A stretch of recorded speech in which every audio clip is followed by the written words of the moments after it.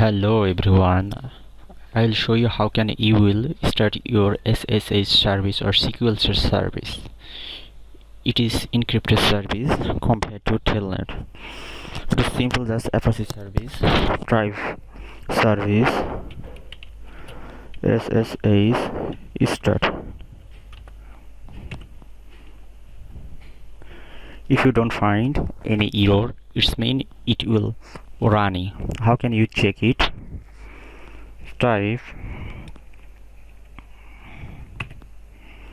show that it's running on 2024 and it's listening, and stop it,